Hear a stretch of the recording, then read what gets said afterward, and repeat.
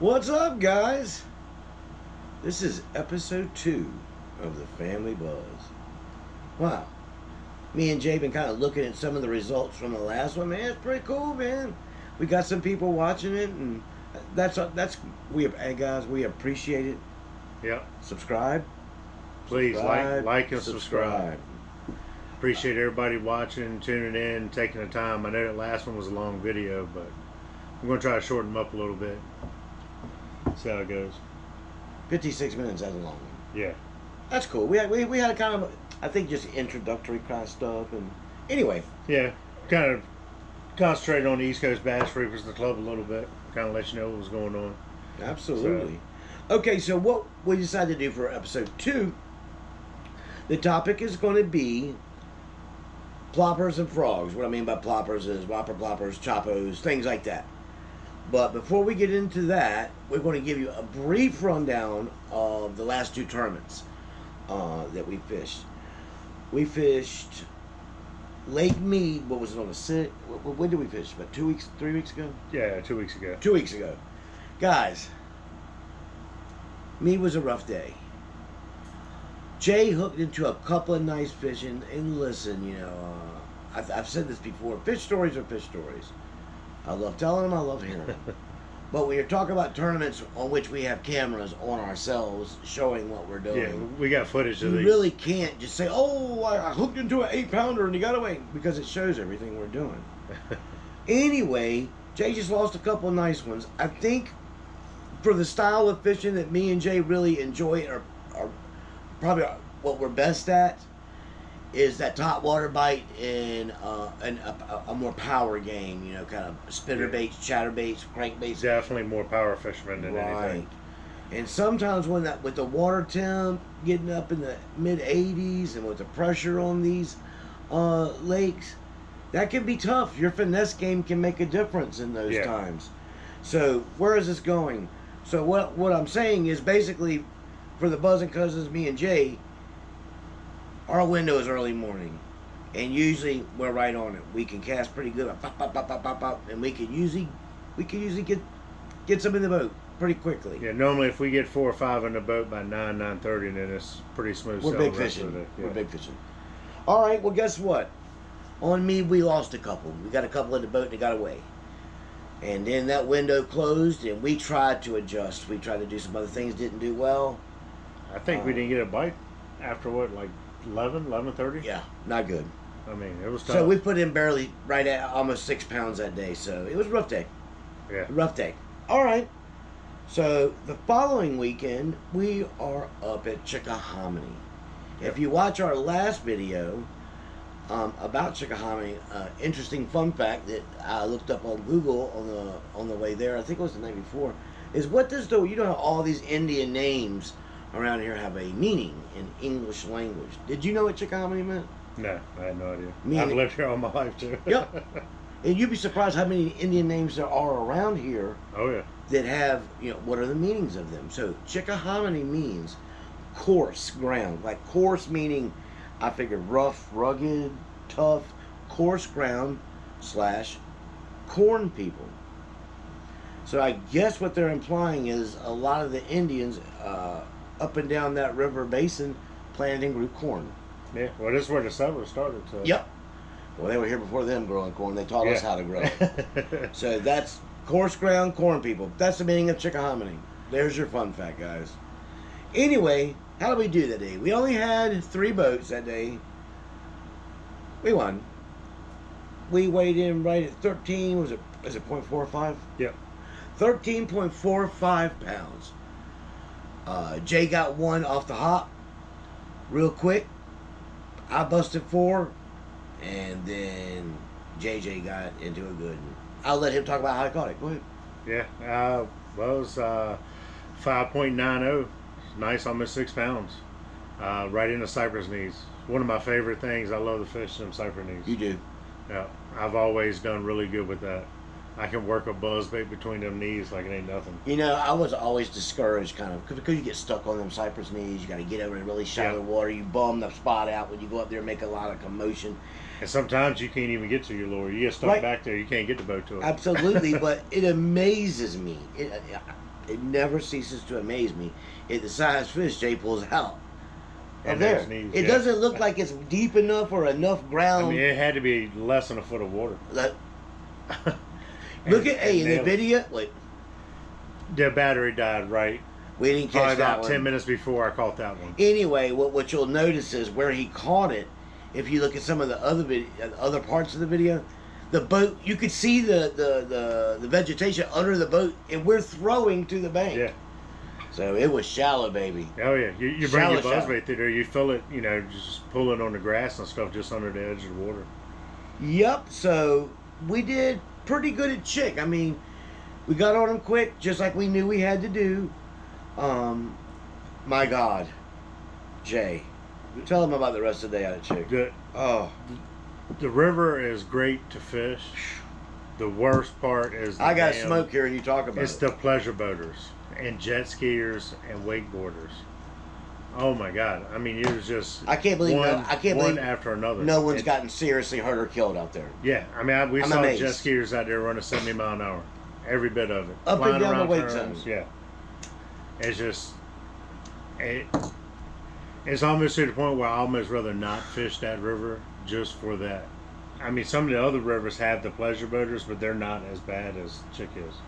Well, maybe that day because we're getting toward the end of the summer, Yeah. and maybe they're trying to get their last little bit. Look, man, I was a kid. Jay, did you get put on them rafts? Oh, yeah. It's a blast. I ain't trying Tons of fun. to rain on them kids. I know what it's like. Their parents got boats. They want to drag the kids to have a good time. But it's so hard to fish with that. It's tough, baby. It's tough. You get 2 or 3 foot wakes coming in, and you're trying to troll, and It's you're unsafe. Yeah, If you're on a smaller boat out there, I would highly not recommend you be out there during that time. It's unsafe. yeah, it's Okay. definitely tough. But it's your life. Do whatever you want. What did I want to talk about with Chick before we get off on our topics? Chick is a good river. I just wonder if there's some way we could put it at a time where there's not as many pleasure boaters. We can't go any later because they could still be there. So Oh, you'd yeah. have to go way earlier in the season. And me and Jay have always tried to get away from drawing for those reasons, because that means that other tournaments are going to be in places Yeah, they're and, not the right people. Well, why not them? So and the one thing that we try to do is keep this as much as random as possible. yeah. So that way we're not having an argument with other guys. Well, I want to fish this lake this time of year. I want to fish this at this time of the year. I want to do this on this date. So that we draw everything out of a hat, so it's random. There's only two lakes. The bottom that we line, change you're going to around. fish some very good lakes in cold water if you do it that way. Yeah. Right? The only two Yep. that we work around is Kerr and Gaston, and that's because we also camp out there for Yep. several days. So we try to set it up so the camping part, you're not out there in the middle of summer in July. Yeah, that would be rough. Yeah. That would just be miserable. You got anything on Chick? Other than, I mean, that was the only thing. It's Well, rough. yeah, them pleasure boaters, it makes it rough out there. And that's one of the most heavily pressured places as far as bass tournament. People are fishing all Oh, the there's time. multiple tournaments on that river every weekend. Yeah. I mean, every weekend. Okay. So that's the wrap up of the last couple of tournaments for the Buzzing Cousins. We've had some feast and famine. We're still doing it. The last tournament of the year is Gaston. Gaston. We Hey, our goal was 200 pounds for the year, and it's still in reach. We need 22.5 pounds to make it. So, y'all pray for us. We're trying to get. We're to gonna that, need it. We're gonna need We're it. trying to get to that 200 pound. It's not mark by the end of the undoable. year. It's not under. Could we do it? Yeah. Yes. If I was going, would I put my house on it? No. It's gonna be interesting. That's a big bag, guys. We'll know more at practice day on Gaston. So, Well, hey, the only thing 'cause you can we haven't fished Gaston at all during the day. we're fishing at night. Yeah. One time last year at night for a couple hours. That was it. crazy. That was crazy. The bugs out there was ridiculous at night. If you're gonna fish at night, take you some bug spray. I Oh can tell you my that. God! It looked like one of the plagues from Egypt. You were just covered with bugs. It just completely covers. Like I was wearing a blanket of bugs. Yeah, he couldn't talk because they were going in his mouth, Yeah. in your eyes and stuff. Oh my God! I think your light was brighter than mine, So they and were that just made him attracted. more attracted to you. I was laughing, I couldn't help it. And then when you tried to laugh, you're like, I can't, it's in my mouth. It was terrible, man. It was funny though. We had a good time. We didn't catch that many fish, but a You lot know, we of, caught with three. yeah, Three or we four? didn't kill them or nothing. No. No. I expect to go out there and every throw would be a monster. Yeah. It wasn't. Of course, I found out after it's the first time we ever went night fishing too. So Yeah. we found out 2 weeks later. I was talking to a friend of mine. He always goes night fishing out there. He forgot to tell me he normally does it about anywhere from midnight till 3 in the morning. We go out there right after dark. It's always a nuance when you don't go out and catch them. Oh, you know why? Because you didn't do this. I'm like, okay, man. Sure you did. Okay. That's the same. Never mind. I'm not going to get into it. Anyway, let's talk about whopper ploppers. Jay, you want to talk about whopper ploppers first? Tell them what you think and what has been your experience with them. Well, the only thing the most fish I've caught with the whopper plopper is a smallmouth. And oh, you talked about South Fork? Yep. Go ahead. I've caught a couple of largemouth, not many, 2, 3 with it. But smallmouth, we were up in Shenandoah for about 3 or 4 days. This is true. And listen to this crazy, man. We'd walk down there to the river, and I swear, most of the river is probably about knee deep. Now there was some deep spots that you go out there and walk in, and you'll run into a 7-8 foot hole with grass. But we were throwing a boom. And it's moving water with lots of rocks and rapids. Boulders. Yeah. We had about 300 yards between 2 sets of rapids. There would be points where the only thing we had was a pole and like a fanny pack, because we had an extra couple of lures in there and a water, and we would just put it around our neck and try to glide through the deep spots to a boulder and then a place where you could stand and just fish out in the deep holes. Just cast. Dude. And just tore it up. I mean, we were only out there for a couple hours every morning. They're lightning fast. It was like every other cast. You throw into a spot and them smallmouth just smack. I mean, even ones that were half a pound felt like they were a pound and a half, 2 pounds. It was pounds. fun, man. Now, if you've never done it, I highly suggest it. It was fun. And what does this story have to do with Whopper? Hold them up right there, Jay. I bought these. Now look, guys, these are Chinese knockoff. Just some cheap. El Cheapo They're brand. cheap little ploppers. But if you're going out into a situation where you're throwing out there in that kind of situation, dude, you're going to be hitting rocks. You're going to be doing all kinds of things. I would get 2 packs of them, color being kind of an important thing. You want to match the hatch, guys, pretty much. Now, we did experiment a little bit. Yeah, I threw bone color, and I think that was the best. Literally the first cast. I mean, we were walking down a set of steps going down the embankment trying to get to the river. And Sean was like, you ever caught one? Never caught one in my life. First cast, boom, I threw over there, caught one within like 2 reels. We weren't even in the river yet. We were just walking on the along. Bank. And he just threw it out there and boom. I said, oh yeah, this is going to be good. Oh, this is going to be fun. The other color that I did notice a little bit was kind of like a silvery kind of... like a shad pattern on me. But it had them little black kind of smudge. It just seemed like that color did pretty good. Yeah. Definitely the bone. Jay's right. If I was taking one in that situation, well, probably in any situation, except for black. Anyway. For this specific situation, when you're in moving water... shallow, rapid running water. Yeah, definitely. It worked good. So you want to talk about maybe basically the 2 types of ploppers you're going to come across, Chappos and... Yeah, I mean, really the only 2 I've thrown has been the whopper plopper and Chapo. The whopper plopper has done, fairly good for as much as a lot of people really love them. Yeah, I mean, it's got a good sound. It casts as smooth. I mean, you can cast this thing a country floats. mile. Yeah. It floats. And that's a good thing. Our only issue is we don't throw it as much as you would think because we fish a lot of heavy structure, wood, treetops, bushes, and I can tell you, Hold it up. If you throw these treble hooks around that, you're going to be stuck city all day long. Yep. So, and you're going to spend a lot of time getting up in the bushes, spooking the fish away, trying to get your lure out all the time. I'm gonna be the reason why we put whopper ploppers with the frogs instead of the buzz baits was because of this. Let me be square with you guys. Me and Jay both, we don't throw them a lot. No. I really don't, and I'll tell you why. What Jay just said. You cannot throw a whopper plopper like that in heavy cover. You are going to get hung up. And once you snatch and pull on it, you damage those back props. It's done. Okay?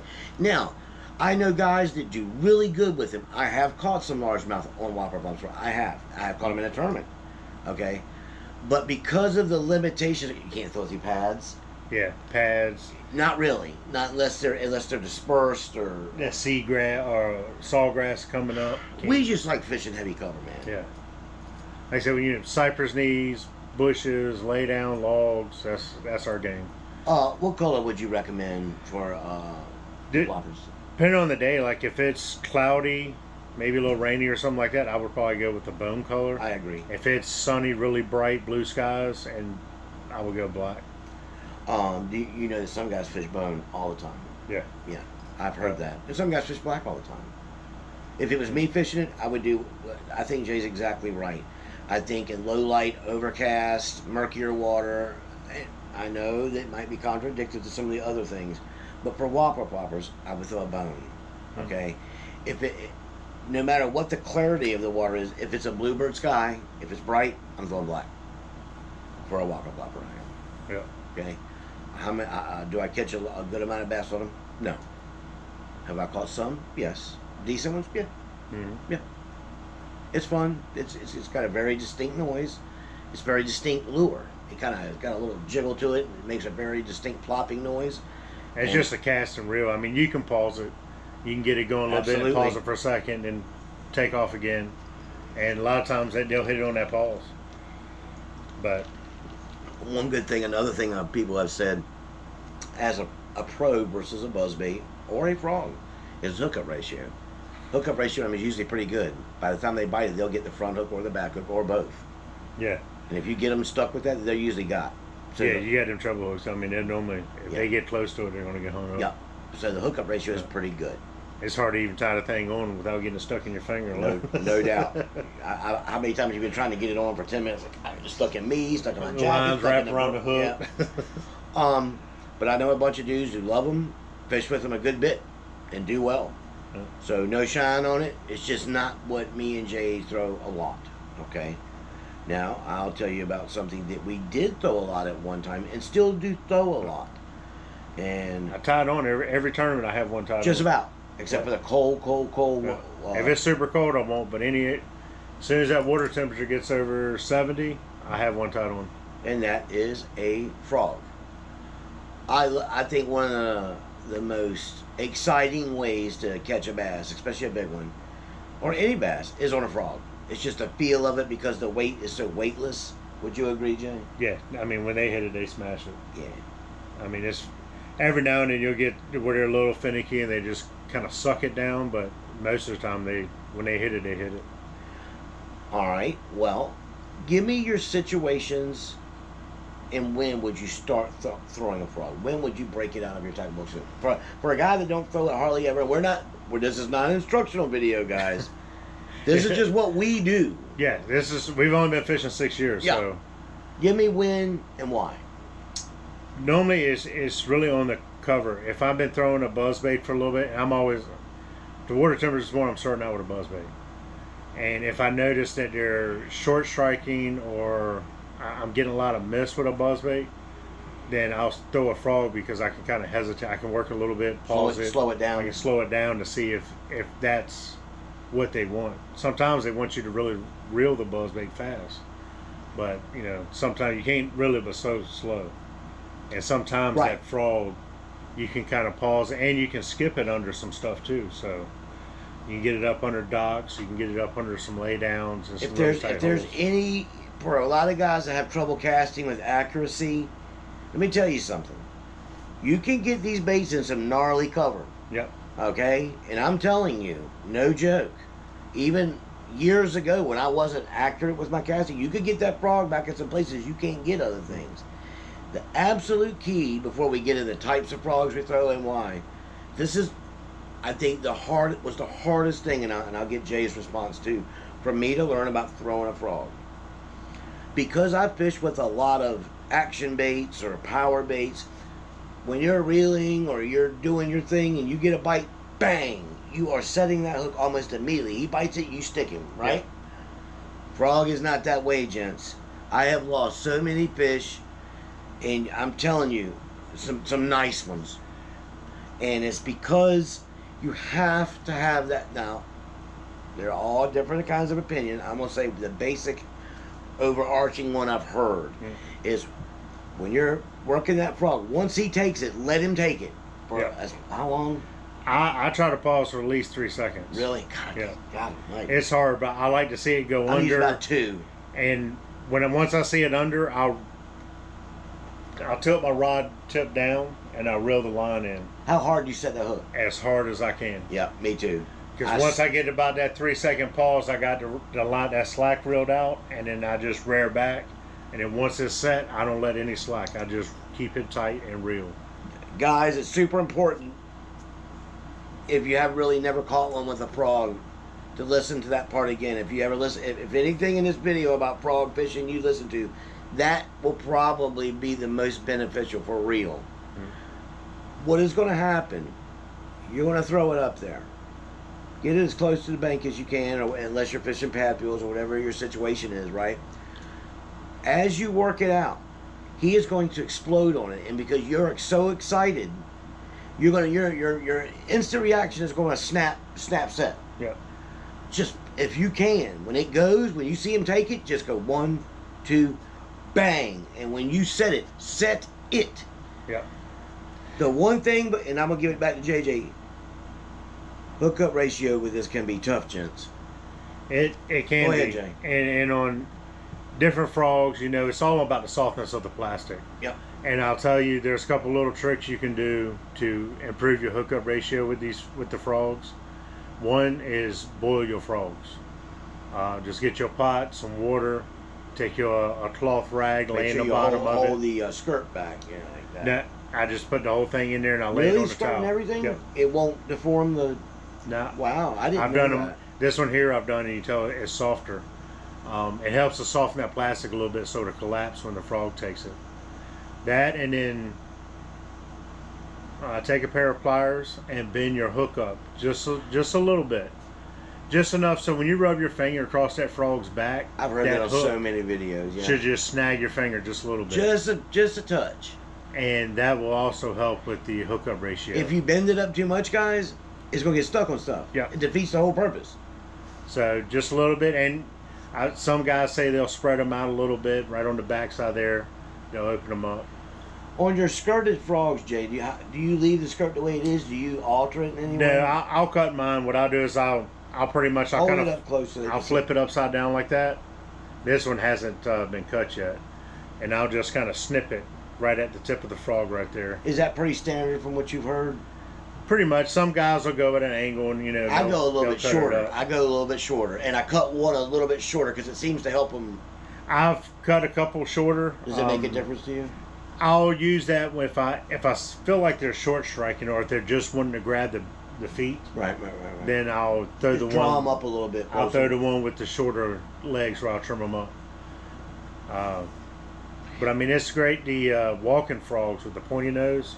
Is there anything you want to tell them generally about frog fishing until we get into the different types? Is there any points, any line, anything you want to? Heavy braid. When would you start throwing it? Give them that. That's a hard decision to make. Once that water starts getting warm, I mean, it's all about the water temperature. Yeah. So, Some people say it isn't. I believe 100% is. Yeah, I mean, now you can throw it when the water's a little bit colder because you can move it slow. I mean, we've gone out there and caught them in cold water when, with a buzzbait. So Yeah. a frog can too, especially at the end of fall. We've been out there. Yeah, that's a little bit practicing. different. Though. I'm talking about like earlier in the season. That's a tough call when to start breaking them out, right? Yeah, normally, I mean, I'll tie one on. I'll have a buzzbait and a frog tied on once that water gets 58, 60 degrees. So I start getting. I'll try it in the morning, and if not, I'll go to something else. But And I think another issue besides that is, look, man, you're going to get some places where not a whole lot of baits are going to work, but that. yeah, Pockets of water, things where trees have fell down and it's separated. You're not going to be able to throw a crankbait back in there. You're not going to be able to. I mean, you might could flip a minnow. I mean, there's heavy cheese pads, pads, and grass. You can work mats. a frog pretty much through anything, Yeah. just about. Now I found the walking ones with the pointy nose. They work a little bit better on pads and grass because the popping style with the flat nose, they'll grab a little bit and get hung up. Which do you prefer of, well, let's separate them. To me, there's 3 different styles of frogs. Now, there's different colors, variation, body types. but the three styles, and I'll see if Jay thinks the same thing. And I try to have a visual to help me explain what I mean. Well, this would be in a category by itself, dude. Let's go 4, okay? Let's not get too technical, but it is important. A popping style. It's got a flat nose. There's various cadences, various trigger mechanisms, but that's up to you. Popping style frog, throw it up there, let it pop. Go ahead. The walking frog, you just throw it there, you can twitch it. Once the water gets warm, I just kind of work it fast. I just kind of keep the tip moving, keep twitching it, and reeling the slack at the same time. Just keep it, just kind of pulsating through the water kind of quick. Unless I see they want to be a little finicky, then I might just sit there and keep twitching it and walking it back and forth and let it sit there for a second. And that's just trying to learn what the fish want. I mean, do you throw the same line on all your frogs? Yeah. What do you throw?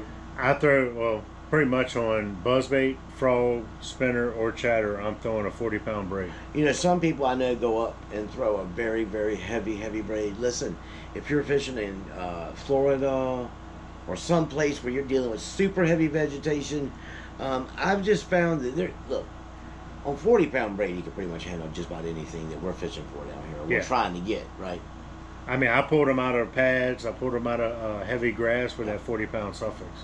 So Suffix A32 40-pound braid, and a medium heavy, fast tip action rod, and we use a high speed. I have a 9-to-1 Abu rocket on my ducket rod.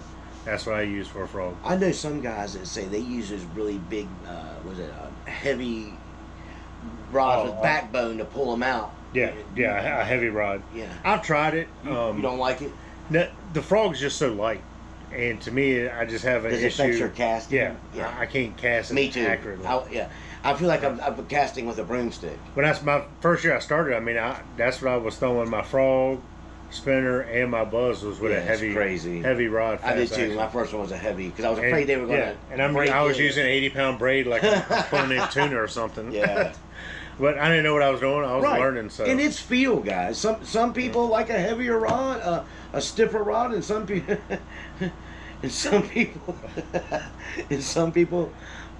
like a more action moving rod. That sounded really weird. But anyway, I lost my train of thought. Anyway, here we go. I'll tell you what. When we started out throwing frogs, probably 4 years ago. Yeah. When we really started getting into throwing frogs. And we started out with this Blitz frog. It's got the kicky feet on the back. When we first started... Hold it up close, dude. I'm telling you, I've caught a lot of fish with that lure. I mean, that is no joke. Big ones, too. I swear, to date, my biggest fish I have seen, I mean, right at the side of the boat, took my black one, was, what was that river? Yopin. Right on the edge of the pad. That's the biggest bass I've ever seen in the water that we didn't catch. I saw him come up. I mean, his head, mouth open, was that big. I almost fainted. 2 feet from the side of the boat. I mean, I was reeling it in, just kind of had it sitting there, and looking just where I was goes across the water and kicks. There's not a lot to it. I mean, you reel it just kind of like a buzzbait. You just throw it out there and reel it in. You can pause if you want or work it. But even these, the plastic's a little stiff, so you want to make sure you boil Give them the drawback to them. The hookup ratio. How many fish have you lost on that? A lot. Me too. I lost that one there, and then we literally went 50 yards from there, and I lost another one. I don't know what it is about. Look, guys, and I'm telling you, Top Toe makes one very similar. See this one? Looks kind of similar. Yeah, it's the same thing. It floats, and you just reel it, and the back legs kick. Scum Frog make one like that. There's another one. I mean, you get in looking at these frogs, guys. There is, I mean, hundreds of different styles. This style is a certain... Yeah, the way it's shaped and the way it works. With the legs. Basically, you've got 2 paddle tails for legs instead of the skirt material. That's what it is. So you're not really working it. The little kicky legs are doing the work behind it. And I'm telling you, if you're not used to frogging or popping or walking a frog, brother, pick it up. Yeah, if for a first-time frog fisherman, if you want to try frog fishing, that would be a go-to for me. This would be the first thing I would go to. It's you don't have to worry about trying to twitch it or if you're working it right, or it's just you just cast out there and you can reel it slow or fast and pick your cadence. You can throw it in a lot of places. You can get it back in there. And I'm telling you, this one right here is like it's like a glittery green pumpkin one. And on a day when the water's kind of like semi not stained, I mean, it is fairly weedless. Yeah. Yeah. But I can tell you, hands down, there's one frog that has one of the best hookup ratios that I've thrown. And it is. It really is. It's a guy that shoot it straight. Give him the pros and cons. Yeah, I'll tell you the guys. Give him the whole thing about it. Tell him how we know. Poppin' Frog Lures. It's a guy named Wayne that makes them out in Las Vegas. He hooked up with us. We did a video for him. He gave us some lures to test out. We always want to be upfront about what's going on. And it's not because he gives us stuff and he gives us a discount on our website, but he makes these ones, and he's got some popping style too. Puts a red dot on the belly, and it has the real legs on it, and you literally just kind of work it. And when you buy these, it comes in a pack of 5, and everyone's a different color. Yeah, it's kind of a downside. I mean, Wayne, we love them. It's just we don't. The hookup ratio is blacks awesome. and whites. Yeah, the hookup ratio is great, and every one I've thrown, I've caught fish with. I have too. I mean, even with the popping ones, there's a couple really bright color ones. It is the absolute most realistic frog in the water. You just throw it and pop, it looks real, man. Yep. It really does. I mean, the way it kicks and works, it works. And the hookup ratio, without doing anything, not bending it, anything, the hookup ratio right out the box is better than any frog I've thrown. I agree. Now, the downside. All right, here it is. You catch about 4 or 5 fish on this, and right here where the eyelet comes out, that plastic will tear, and this thing, it'll start filling up with water. And once it does that, then it's no good. I've had. Listen, if you like to throw a frog, and you like to fish, especially pads, okay? I'm serious. If you're a tournament dude, and we don't get nothing from this dude, I get a little discount if I buy one. Yeah, we don't make no money or nothing. Yeah, he sent us a box of lures. That's it. Yeah. And we went out and fished him and made a video. Trying to help a brother out. Looking out for independent guys. I just want to see what's up. He responded. We asked a couple people. They blew us off. He responded. Yeah. Okay. So it's been solid. You go to our website, it's Reapers 10. You get 10% discount on his frogs. So me and Jay took him out there, and the one thing I noticed off the jump, I dropped it. I have this thing of every time I get a new lure, I drop it in the water, move it all around, just see what it's doing. What it looks like, how it moves. And then what I noticed, it looked like a frog, man. It just, the way its legs flexed and how, just very lifelike it looked. I was like, wow, okay. I wasn't a big fan of these type of frogs. I am not. They don't look like they do enough. They just don't look like they're doing enough. I want to pop it. I want to see it move. I want to see something happening. Yeah, you want to see some water. That's not the right way to think of it sometimes. Yeah. Go ahead. Yeah, they've got, now he's got these popping ones. We don't have any right now. I need to order some more. I don't have any of the popping ones. But the thing about his popping ones, the body is kind of wider, and you go on his website and check it out. But he has 3 legs that come off on the back instead of 2. It was that 3. Yellow one you had. Yeah. And I literally, the first time, the only one I had left, I had a white one, I had a black one. Caught several fish with him, ended up tearing them up. And we were on Nottoway that day. Mm-hmm. And I reached in here and I was like, I'm going to throw it. It was a bright yellow one. Threw it, and I swear within 5 casts, I caught 3 bass. They weren't big ones. I mean, but we were catching a lot of deeps that day. Yeah. But they were smashing them. I mean, they tore it up. If I was fishing a tournament, guys, this is no joke, and you're going someplace where there's pads, they're good places to frog buy a couple of them boxes of frogs, bro. You can win a tournament with them bad boys. Because the reason why I say buy a couple of boxes, because of the bite compression, I think the plastic's a little soft to make it lifelike and move that way. Dude, if you get an 8 or 9 pounder jump on that thing, or even a 5 pounder, and they start... It's not much. I think it's like 13 or 14 bucks. You get a box of 5 of them. You spend that anyway. Yeah. Get you a couple boxes of them and try it, man. You go buy a Spro Frog, you're going to spend 20 bucks, so... And if you don't believe us, man, we took them out in the box the very first time. Where were we at? Nottoway. Took them right out, clicked them up, bang, bang, bang, bang, caught some. Well, I think first cast you caught one. Second cast. Yeah. Yeah.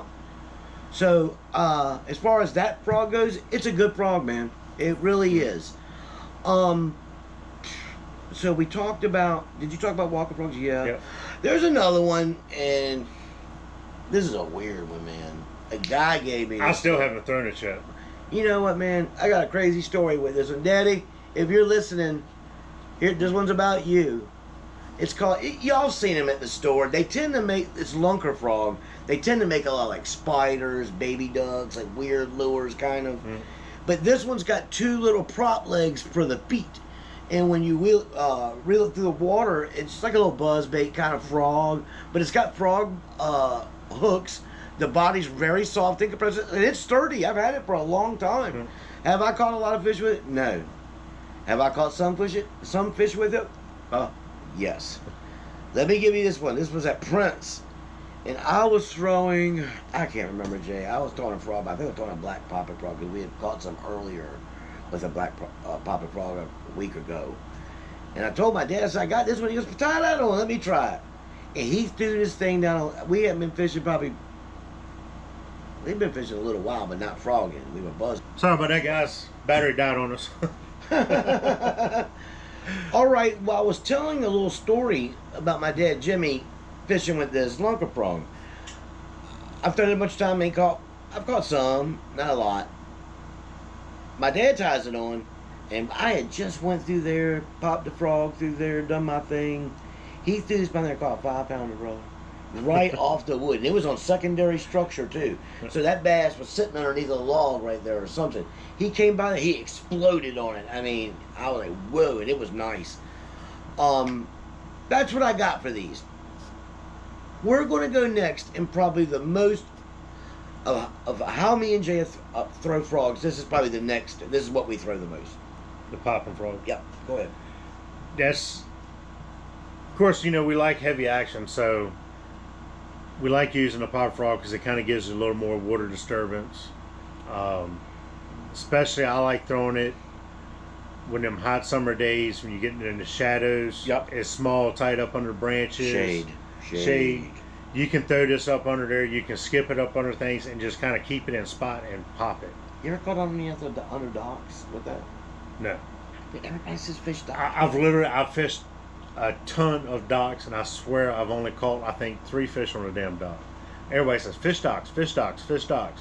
I fish it all the time, and I've only caught 3. I know, man.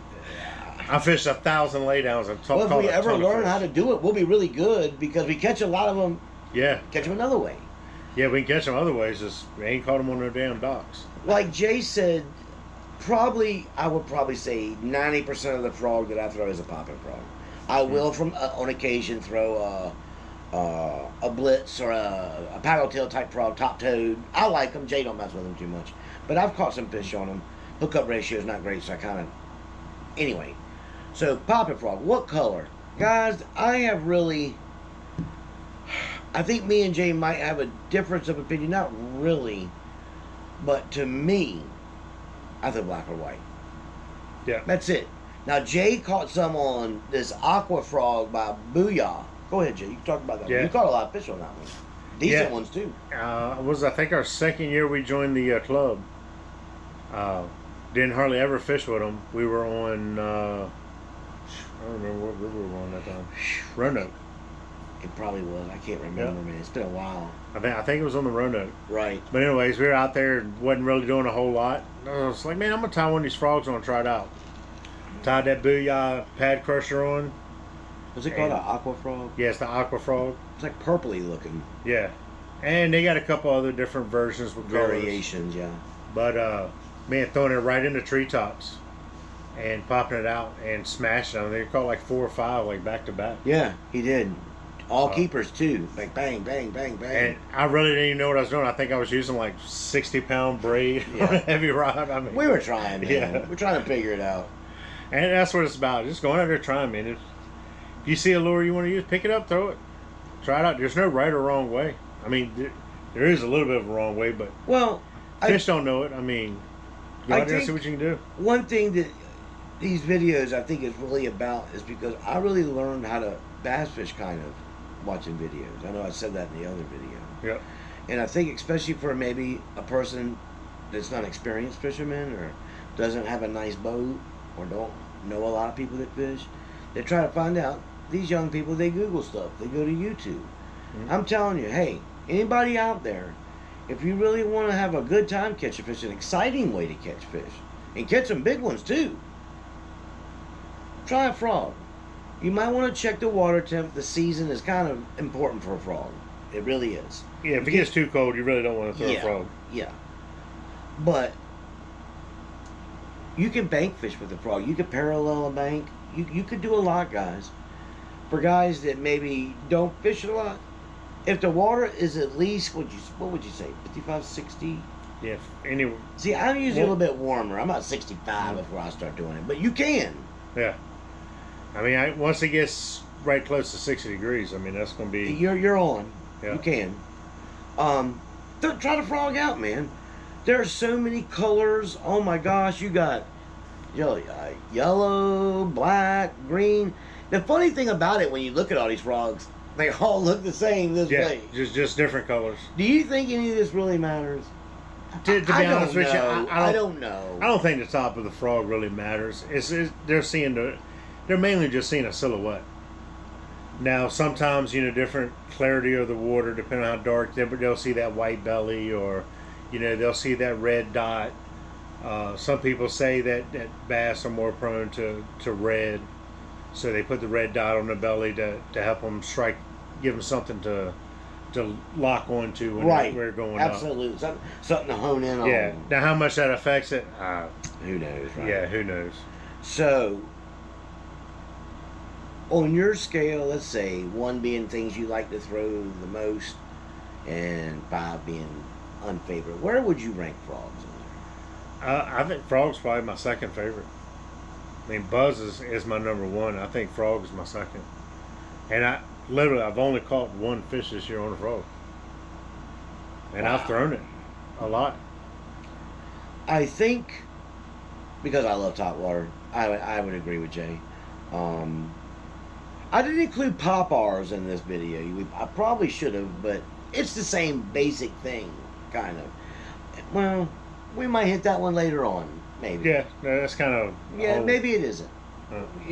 Because you're dealing with different kind of configuration, how it sits in the water. That's treble hook, we'll drop back like and talk the whopper plopper. Yes. But guys, don't get hung up in a lot of the color variations. I don't think... Just mostly focus on the belly. So if you're a guy on a budget, you're trying to figure out, look, man, it's either got a white belly or a black one. Now, if it's got a lot of different spots or a different cup, I don't know. I haven't seen a lot of that. But go throw a frog, man. You'll catch them fun, and it's a fun way to catch them, too. Yeah, you can get addicted to it. That frog bite is fun. All right, so we're going to recap what I believe is the most important thing about frog fishing. Jay, if you had to give somebody, and I think we covered it one time already, what would you think for somebody that doesn't use a frog, they've tied one on, they're getting started, what is the main thing that you want to tell them to do? Most important thing about frog fishing? Most important thing is going to be your casting. I mean, and that's with really any lure. If you're not good at casting and casting a lot, then you're going to have to learn how to flip some plastic or something, because you really need to be able to throw this up tight. I mean, you want heavy cover. It's weightless, guys. Pitch it up there. Yeah, throw it. If you see a treetop in the water, throw in that treetop. Make Absolutely. sure you got some good braid on it, and when he hits, you set that hook and pull up and keep him What tight. is the thing about setting the hook? That's what I was kind of getting at. What's the most important thing about frog fishing? You can talk about setting that hook. Pause. Wait. That's what I was Let them take it. Wait 3 seconds. It's hard. It is really hard. Does it make a difference? Wait. Yes. Because I believe most of the time what happens is when they first grab it, they're grabbing it right behind the hooks. Yeah. And then when they pull down, they come up and they get that second bite. That second bite. That slurp. Yeah. Yep. When they do it that second time, you set that hook, that buries them then. Most of the time, I've seen them come up and grab it, and they swim off with it. Yep. It's kind of like a plastic bite, They'll come and boom, they'll roll it. Next thing you know, you see your line kind of going. I'm like, whack. And Yep. I've seen them come up right behind it, but sometimes they just suck it down and take off. I've also seen them hit it right when it hits the water. Sometimes it sounds like a cinder block hits it. I mean, it almost snatched a rod out your hand. It's fun. Frogging's great, guys. Go out and give it a try. So, we're going to wrap this up with the thing that Jay wants me to emphasize the most. Subscribe, guys. It's really important. Try to help us out. Subscribe. We can help us put out the videos and do some other things. Is there anybody you want to give a shout out to? Yeah. What's up, Jalen? He works with me at work and stuff. He watches and subscribes to the channel. So we just want to give him a shout out. Want to again, thanks everybody for watching, checking in with us. Like and subscribe. It really helps us out. We're just trying to get it out there, man. Just get back to what the core of fishing is talking to people, learning from other people, and give us some comments. Tell us what you think. Y'all want more of it? Once a week, every 2 weeks? Let us know. Got any issues you want us to talk about? I mean, I'm talking about for the viewers. I mean, Yeah. If they got something they want to talk about, let us know. See what's up. Hey, if you got some frogs that you've used that we didn't talk about, Heck or yeah. something you think would work, or a certain way, Tell us. I love to learn new ways to catch fish, so that's all I'm about, is catching some bass. You got it. All right, well, look. I'm trying to think of anybody I need to shout out. I don't want to keep shouting the same people over and over again. It gets repetitive. But all the people that watch us and follow our videos, thank you. We really appreciate it. I was going to do crankbaits this time, but Jay said because of the season, hey man, we're getting down to the bottom. Let's talk about frogs. I think that's a great idea. We're just trying, like Jay said, guys, we're just trying to make bass fishing fun again. Yeah. Let's have a good time, guys. Show up at the tournaments, do your best, make a friend, talk about your fish you caught, talk about your lures, about what's working and what's not. Because look, man, when it's all said and done, it's a fish. Yeah. You catch a fish, brother.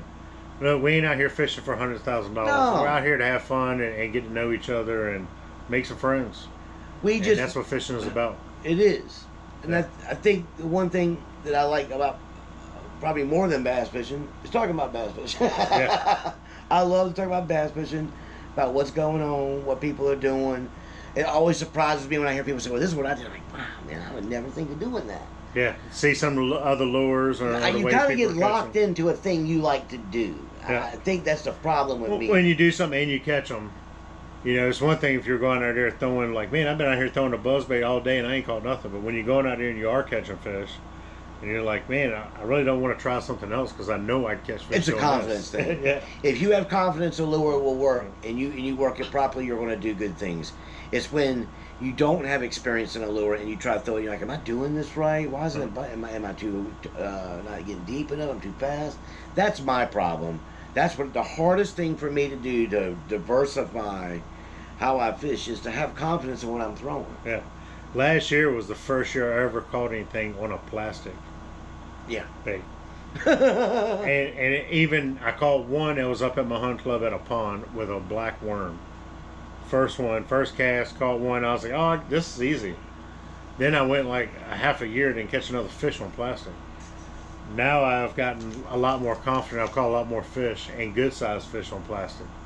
So it's just throwing it and staying with it till you get comfortable with it. I think the hardest thing for me was when you start fishing, like if you're fishing a buzzbait, chatterbait, these type of baits, having the right line, right braid, and having the right reel set up. Same thing for plastics. If you're fishing plastics, man, you have to go with some fluoro or something like that. You have to go with a lighter weight rod, or whether you're going to Texas rig it or Carolina rig, whatever. You got to get a feel for it, man. Yeah. You got to be comfortable because if you can't cast it accurately, it doesn't matter what it's not going to work. 90% of the fishing is all about your casting. Yeah. I don't care really what Don't you spend throw. it. This is not going to get you home. If you can cast any lure, your chances dramatically improve. The casting and accurate. You know, you want to be able to get in them tight holes without getting hung up Absolutely. and making a bunch of noise. You don't have to have a super expensive boat or expensive rod and reel to be able to cast accurately. No. You can go up there, Bass Pro Shop, and get you a combo rod and reel, and you can catch plenty of bass. Yep. Now I started out with them. Yep. You can hone your skills and find things you like, but I couldn't agree more with Jay. Is look, man, what'll change your bass fishing is if you can cast accurately.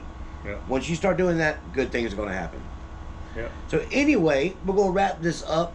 Guys, we love you. Thank you for watching our videos. Please comment, subscribe, talk to us. We like to talk and communicate back. We'll get back with you in a couple weeks. Jay, is there anything you want to wrap it up and say? Nah, thanks for watching. Like and subscribe. stay tuned for the next one. Peace, guys.